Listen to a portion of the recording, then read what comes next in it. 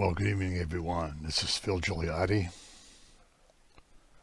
and it's Saturday night, and I've been asked by a lot of people to make some comments about the coronavirus. And I know it can be kind of depressing to be watching the news, and we know that these things are happening for a reason, and I think that there's actually two main reasons. One is what is happening in the sense of the world, and the other is a sense of what has been happening in the church. And we've seen over the last couple of decades tremendous differences of how things used to be to how they are now. And we've seen this in the churches, we've seen this in the world, and everybody who's over the age of about, 45 can remember a time when things were a lot different. And since we weren't able to have One in Messiah Friday night, and we've been going through a series of teachings about this season of Lent that we're in and preparing to understand what's happened at the cross. And we went over a lot of Old Testament teachings on that and some teachings from 1 Corinthians that Paul did, which were very powerful about the cross being the center of everything. The cross is the center of salvation history. And if you go to the YouTube channel, which is One in Messiah Gift of Grace Ministries. That's One in Messiah Gift of Grace Ministries. I know that's kind of awkward, but it was set up a couple of years ago and it's very difficult to change the name. And I'm so technological that I don't want to mess everything up. But if you go to that site, and again, it's One in Messiah Gift of Grace Ministries, you can see the teachings from the last few Friday nights. And the Lord has been talking to me for quite a while, actually, probably 6 or 8 months now, to address the problems in the church. And we did some talks about false teachers, and we did some talk about false doctrines, and we did some talk about the church becoming more and more like the world and less like the kingdom of God. And we're going to get to that because that's a very important topic in my personal psyche. But I thought tonight, since everywhere you go, people are wondering, why is this happening? Why is this so bad? We've had pandemics before, and I remember, a handful of them in my lifetime.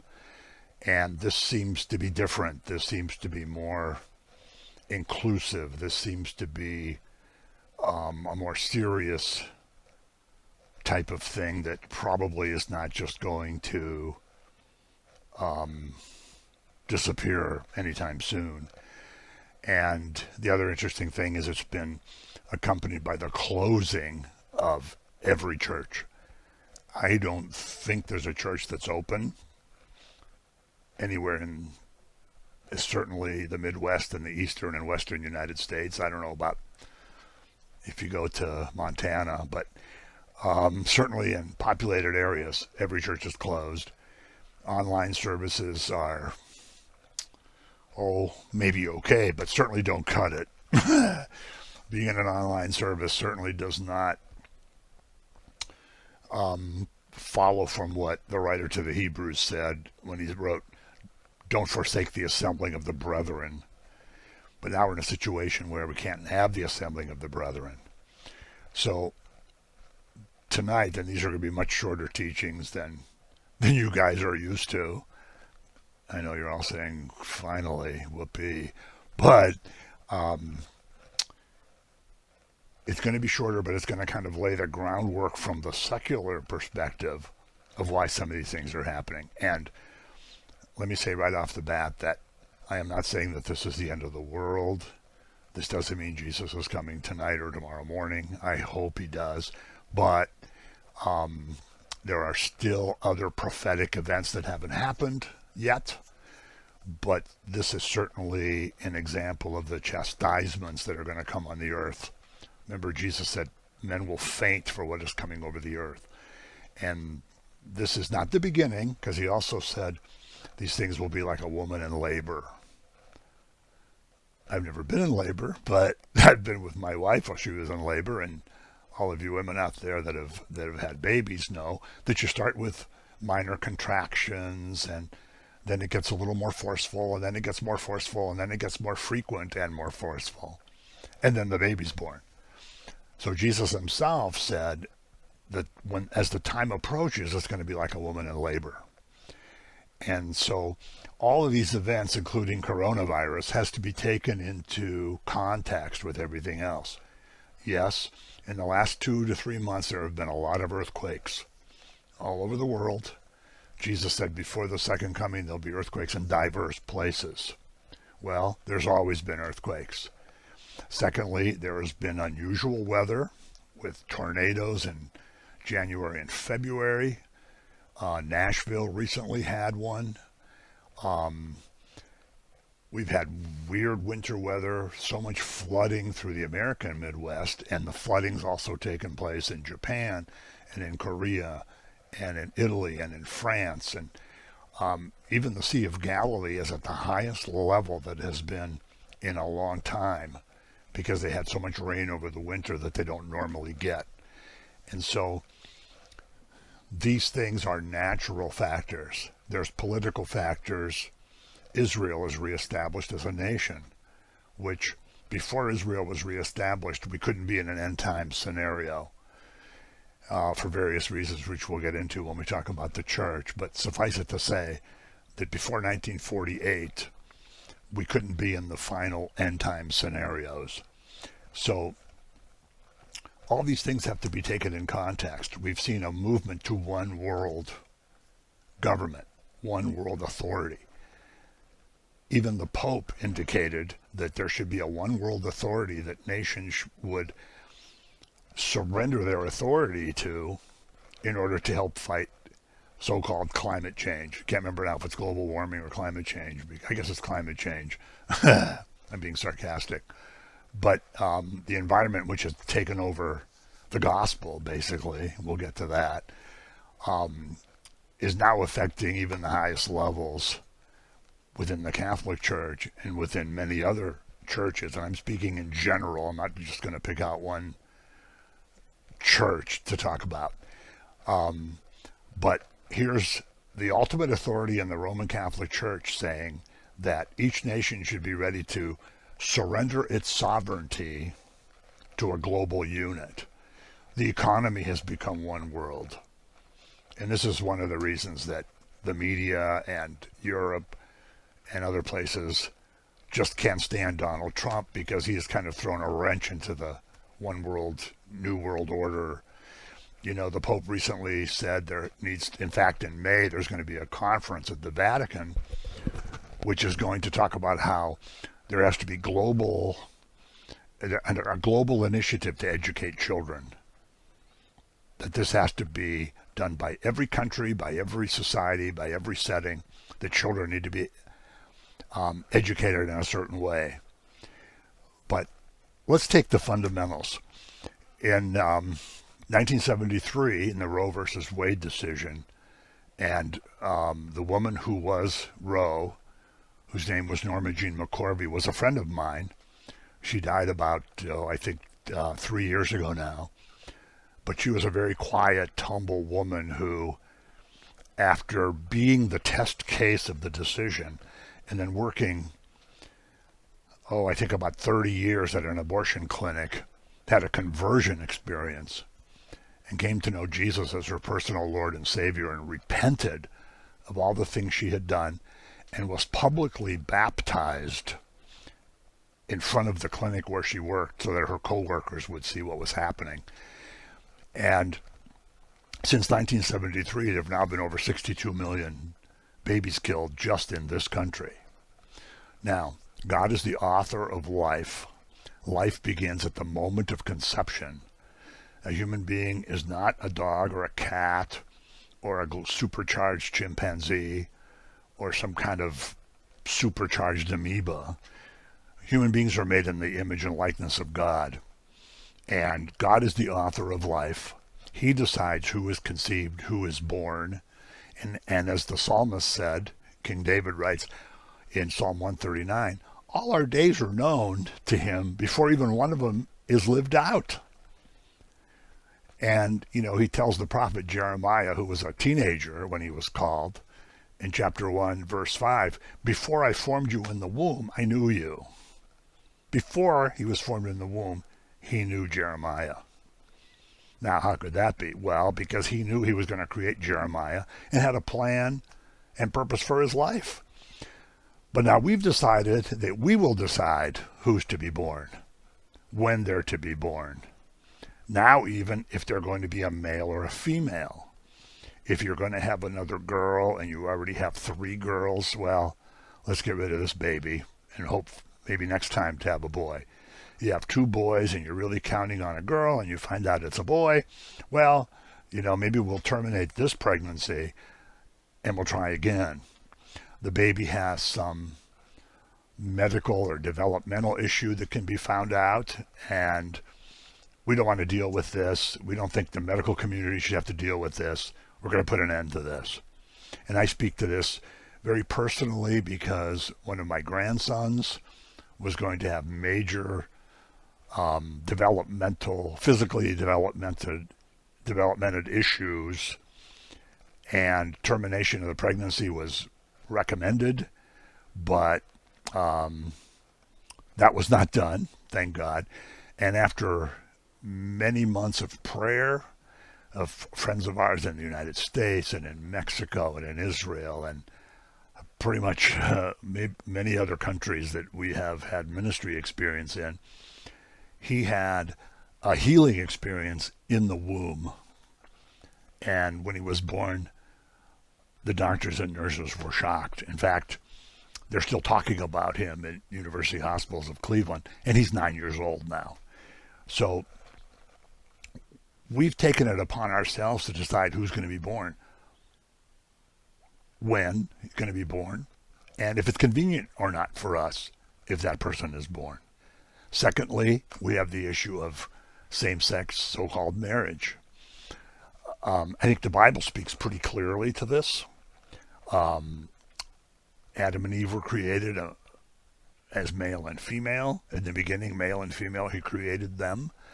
And God says in the book of Genesis, before anybody else had a father and mother, he said his man will leave his mother and cling to his wife.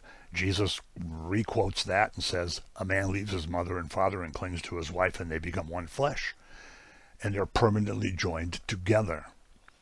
So homosexuality, which is widely condemned in the scripture, Old Testament and New Testament, despite what you hear on television, and despite what these, quote, Catholics, unquote, in the media and in the Congress will say about this, this is roundly condemned in the scriptures. And in fact, it's roundly condemned in any catechism that you read. So now we've perverted the union between a man and a woman into a same-sex, quote, union, unquote. So the definition of marriage has been shaken. The definition of family has been shaken. Well, it's not just a man and a woman and a kid or two. It can be a man and a kid, or it can be 2 women and 3 kids, or it can be who knows what other combinations they'll come up with. So the idea of the bond that God instituted in the Garden of Eden is being destroyed in formerly Christian countries. And I say formerly Christian because there's not many Christian countries left. And when you have time, Google what's gone on in Ireland over the past year, and you will be absolutely stunned. And so, along with that, we have divorce, which is now pretty much accepted by almost every church, and it's pretty much acceptable reasons are, oh, well, we weren't getting along. Oh, well, we weren't right for each other. Oh, well, I found somebody else who understands me better. Oh, well, I found somebody else that I like better. Well, that's not the biblical definition of marriage. This is a covenant which is not supposed to be dissolved. Jesus was quite clear on this, that if you divorce someone and marry another, you're committing adultery. And he says, unless there's specific circumstances. Now, granted, there are specific circumstances, and I'm not here to talk about divorce. What I am here to mention, though, is the acceptance of this. The fact that it's now not only socially accepted, but it's accepted in the various churches. And then we come to gender. Well, congratulations, Mrs. Jones, you have a baby boy. And Mrs. Jones says, oh, wait a minute. You say that it's a boy, but I don't know that it's a boy. Oh, sure. The baby has the genitalia of a boy, but he may decide later that he wants to be a girl. He may decide when he's 5, when he's 7, when he's 16, when he's 20, that he was just born wrong. Male and female, he created them. And so now we not only have abortion, the destruction of marriage, divorce. Now we have, well, we're not really sure who's a male and who's a female. We're not even sure which bathrooms to use. And, if this wasn't so serious, it would be laughable. And if you read in the book of Romans, which most of you who know me know that's my second favorite book, Romans chapter 1, the second half of the chapter, read that over for your homework from about verse 16 on. It'll basically show you the world we live in today. We've turned away from God. We worship the creature rather than the creator. We totally approve of same-sex relationships, and God will condemn us for that. And you really should read that because it's really good, and we don't have time in this short thing to study that, but maybe someday we'll do a study on it. You can probably find one on my Gift of Grace Ministries website. But so those are fundamental things. Those are core issues of creation that we have now tampered with. God points out throughout the Old Testament, throughout the Tanakh, that when there's violation of his laws, there will be punishment, there'll be consequences. As the violations become worse, the consequences will become worse. That eventually there will be plagues, and there will be pestilences, and there'll be exiles. And we're not going to be exiled from the land like the Israelites were, but we're having the plagues and the pestilences. We're going to have the equivalent of exile if we don't turn things around. Next episode we'll be talking about the churches. But these are kind of the secular. And because of this, we've asked God to leave our society. Because after all, if you turn on the TV and, people can talk about Buddha all day long and people go, oh, yes. Krishna, oh, wonderful. Yes. Yes. Oh, the Dalai Lama is such a wonderful man. He's so peaceful and so learned. And, oh, yes. They even take Islam, who, pretty much would execute gay people, would cut off the hands of thieves. Women would be second-class citizens. They're just now getting the right to drive in Saudi Arabia. They'll even take Islam over Christianity because we can't have this Jesus stuff. We're all offended. We're all offended by this Jesus stuff. And why are we offended? Because we know deep down inside that we're going against that law. Because the law's been written inside of us as well, not just on stone tablets. So the media, the entertainment industry, they can't stomach that because they want to be their own masters. They want to be their own bosses. They want to be independent of anybody. No one can tell me what to do because I'm rich and I'm famous and I can do whatever I want. And these kind of things are now everywhere, and we're seeing, and God points out to us that we're going to see this happen. We're going to see that as time goes on, there's going to be punishment for this. There's going to be judgment for this. So this is just a short kind of capsule of the events going on, and then we're going to get into what actually happened even in the churches over the last 10 to 20 years. And I'll let you know when I'm going to do the next one. And of course, It's all going to be on the YouTube channel. And if you want to listen to podcasts, there's over 500 of them now. You can search in your podcast app for Dr. Phil / Gift of Grace. That's Dr. Phil / Gift of Grace, and there's 500 and some teachings you can go to. So we'll see you soon.